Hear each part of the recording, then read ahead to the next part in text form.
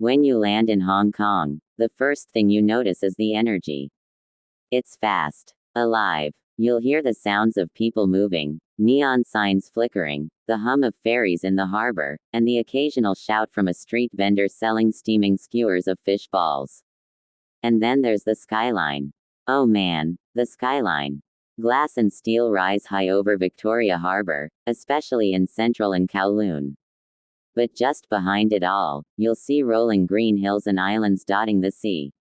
It's a city that somehow feels both futuristic and deeply rooted in nature. Let's start with two classics. First, Victoria Peak. It's the highest point on Hong Kong Island. You take the historic Peak Tram, a funicular that's been climbing the steep hill since 1888. Once you're at the top, whether it's day or night, the view is absolutely surreal. You see the whole city stretched out in front of you, with the harbor splitting it in two like a silver ribbon. And then there's the Star Ferry.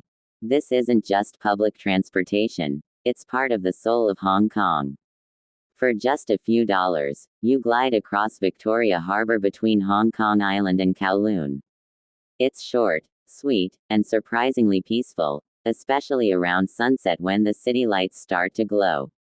Now let's talk food, because in Hong Kong, food is everything. This city eats around the clock. It doesn't matter if it's 7 in the morning or 1 a.m., someone's slurping noodles somewhere. Let's start with dim sum. Served in little bamboo steamers, these small bites are perfect for sharing. You'll want to try su mai, har gow, chung fun, and those fluffy barbecue pork buns. There's a rhythm to dim sum. You sip your tea, pick a dumpling, chat, repeat. One of the best spots. Try Tim Ho Wan. It's got Michelin star cred without the fancy price tag. But it's not just about restaurants. Street food in Hong Kong is legendary. In Mong Kok, Sham Shui Po, or Temple Street Night Market, you'll find egg waffles, curry fish balls, deep-fried squid, stinky tofu if you dare, and bubble tea on every corner. And don't miss a stop at a Cha Chan Tang, a Hong Kong-style diner. Order a pineapple bun, a bowl of instant noodles with spam and egg, and a glass of strong milk tea. It's weird, comforting, and so local. Hong Kong is also a shopping paradise. Whether you're into designer fashion or knockoff sneakers, you'll find it here. Check out Sim Sha Tsui for big malls and brand names.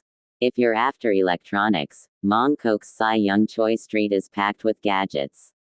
And if you want a more local experience, explore Ladies Market, where bargaining is part of the fun. But my favorite thing? Wandering. Seriously, just pick a neighborhood like Shengwan or Sai Ying Pun and start walking. You'll stumble across antique shops, hipster cafes, incense-filled temples, and hidden alleyways full of character. People think of Hong Kong as a mega city, and sure, it is. But it's also filled with nature. In fact, about 40% of Hong Kong is protected country park. Crazy, right? You can hike the Dragon's Back Trail on the south side of the island. It's an easy hike with jaw-dropping views of Sheko Beach and the ocean beyond. Or take a day trip to Lantau Island. There, you'll find the Tian Tan Buddha, a giant bronze statue that sits calmly above the mountains. You get there by a scenic cable car ride that literally floats above the trees. It's peaceful, spiritual, and a total contrast to the buzz of the city. There's also Tai O, a quiet fishing village where homes are built on stilts over the water. It feels like a step back in time. Culturally, Hong Kong is this beautiful fusion of East and West. It was under British rule for over 150 years, and that influence is still there, in the legal system, education, even some of the architecture.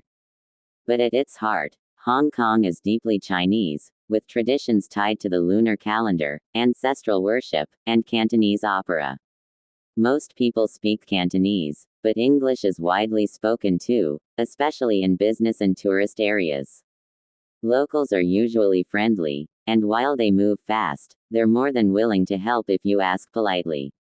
Festivals are a huge part of the culture. Chinese New Year, Mid-Autumn Festival, and the Dragon Boat Festival bring parades, food, and a unique local energy you won't find anywhere else. Now, let's talk about getting around. The MTR, or subway, is one of the best in the world. It's clean, fast, and will take you just about anywhere. Grab an Octopus card, a rechargeable smart card that works for trains, buses, ferries, and even convenience stores. There are also trams, those old-school double-decker ones on Hong Kong Island. Locals call them ding-dings because of the sound they make. They're slow, yes, but super charming and cheap. And don't forget ferries and minibuses, they're part of daily life here. So here's the thing about Hong Kong. It's not just a place you visit. It's a place you feel. It's in the steamy windows of a noodle shop, the chime of the tram bell, the mix of incense and diesel in the air. It's a city of contrast and balance, modern yet historic, chaotic yet calm. If you ever get the chance, go.